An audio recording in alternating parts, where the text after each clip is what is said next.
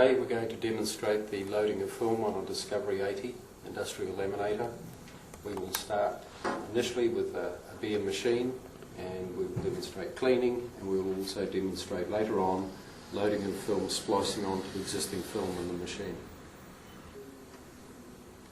First thing we need to do is to release the nip control lever, release the brakes,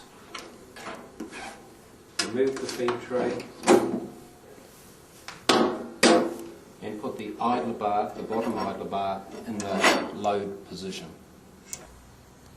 The machine has been on for a good 40 minutes and is thoroughly warmed up. Key part of loading film is knowing which way the film goes on the shafts.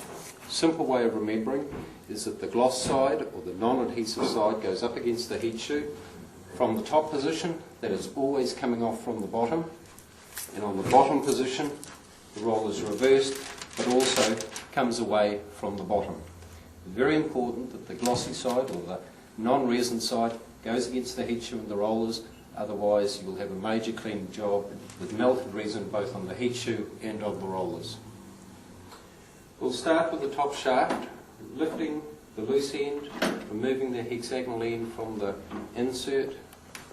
We'll take this to the film. It's always a very good idea to permanently locate the left-hand side mandrel. That will enable you to have a constant film position every time you load film.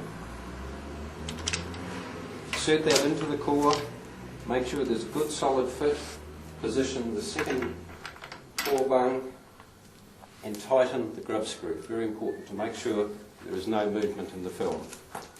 We will then replace the film on the machine, first putting the hexagonal shaft into its recess and then slotting the other. It is quite important with the pins, these are two pins on the top of the brake unit, that they are facing upwards and not down. If they face down, the film is on an angle. Always important to have those two locating pins facing upward. Now we will do exactly the same with the bottom mandrel, removing that shaft, inserting it into the film, locating the second core adapter, tightening the mandrel. Now, always remember film comes off the bottom as we go into the machine. Very important. And remember once again to locate the pins facing upward. Before we load the film, we'll make sure the rollers are clean. It's always a good idea between rolls of film to clean the rollers. The heat chute swings away, giving you full access to the rubber rollers. We recommend isopropyl alcohol or kerosene for cleaning the rollers. Other solvents may degrade the silicone rubber. Liberal amount of liquid, and rub the areas where there are resin,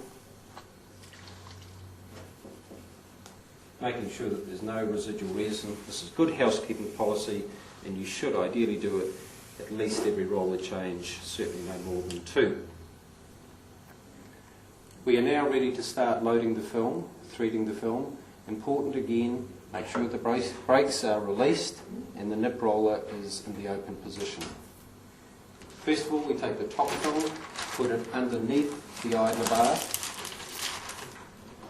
pull enough out that it goes below the level of the bottom heat chute, and fold back approximately 1 inch, tacking it onto the top layer. Before we load the bottom film, very important, the idler bar is in the lower position. It makes the film much easier to load. Again, we take the bottom roll of film, we slip it around the idler bar, keeping our hands away from the hot rollers. They are quite hot.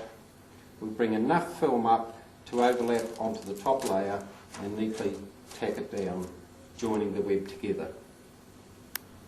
We are now ready to start threading the film through the machine. Release film from the bottom roller and put the idle roller into its run position, locked in firmly. I'm recording. To transport the film through the machine, we need a feeder board. This board will transport the film through to the back rollers, which provide the primary drive on the film. If you have mislaid your board, you can use corrugated cardboard or something else of a rigid nature of a similar size, or give us a call for a replacement. With the nip fully open, a bit of pressure to engage the first rollers, we then start the machine on a slow speed. Releasing the top film, this should be enough to transport the board through to the rear rollers. Where a little bit of nip pressure will transport the board through the machine. I'm just keeping enough nip pressure to transport that board fully through the machine. As it gets to the rear end, we can then put the nip in the final run position at this point.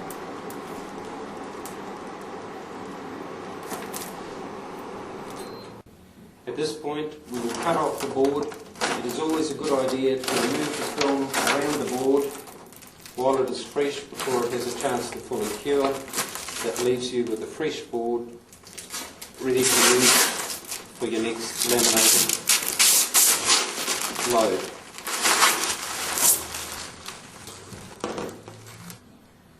We now need to tension the film. At the beginning, both rolls are freewheeling quite loose for the threading process. Now we need to start the machine up and tension the film. You will notice that the film is quite slack and we need to tension the brake up.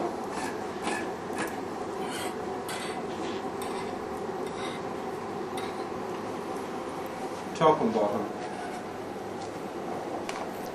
To make sure that the film is quite smooth on the second half of the heat shrink.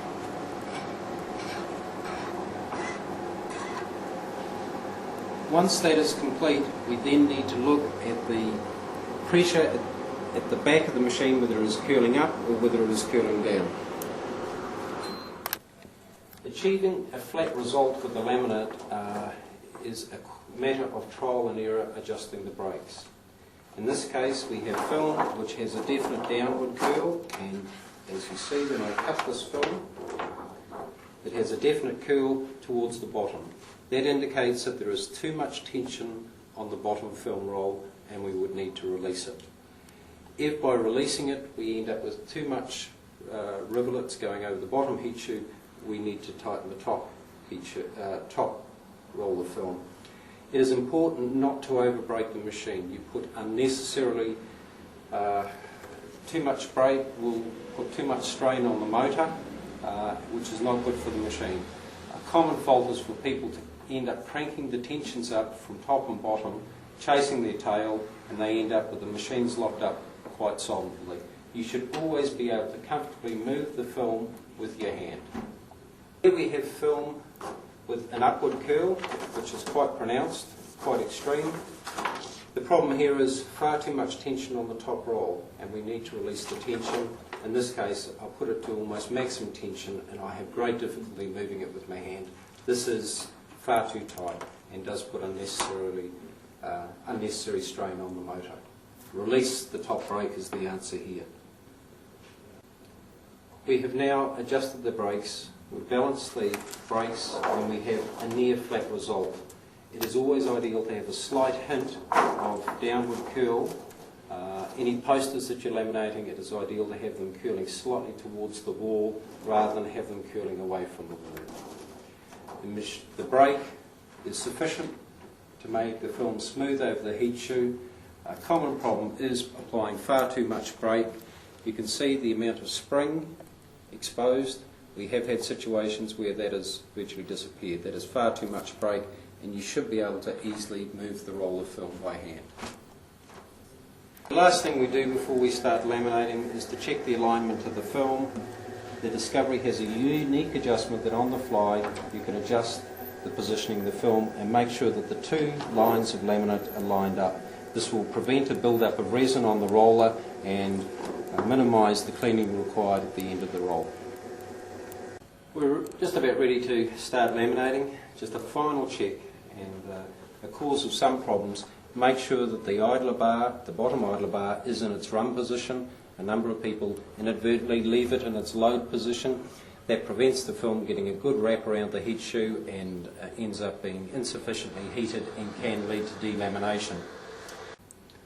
We'll now replace the feed plate into the machine and we're ready to laminate. Good laminating technique. Keep the pressure across the width of the graphic. Feed it in gently and allow the machine to take it away, and keep diagonal pressure towards the back of the machine, and that will ensure a nice smooth lamination without distortion, without curl.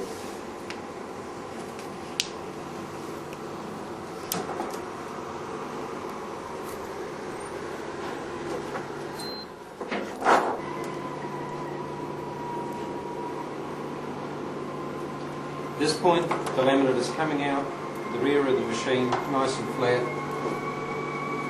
As soon as it clears, we have a little cut-off bar in the back of the machine to remove the laminate. We will now demonstrate how to splice a roll of film onto existing laminate in the machine. For the purposes of this exercise, let's assume that both the top and the supply rolls have been exhausted or are very close to being exhausted, and we need to strip the film. Vital that you don't allow the film to run out through the machine. One web will run out before the other. You'll end up with a single web going through the machine, and the sticky resin will coat the opposing rubber roller and give you a major cleaning job. We now, as I say, assuming that these rolls are empty, taking a knife and keeping it away from the heat shoe and the rubber roller, and we recommend up against the idler bar, cut the film at the top, remove the feed tray,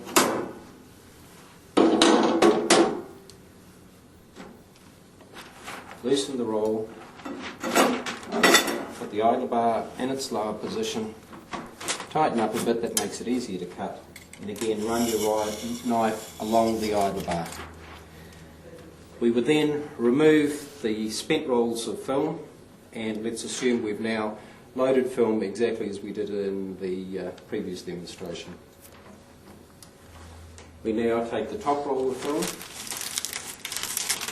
pull sufficient out that it will cover the complete top heat shoe, and we carefully, lining it up, tack it on to the existing layer of film in the machine. Same with the bottom roll. Around the idler bar.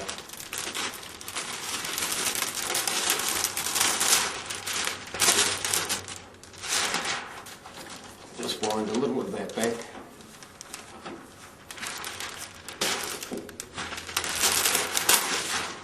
And attach it to the top film. Unwind a layer of film, put the idler bar in the run position, and you are ready to roll.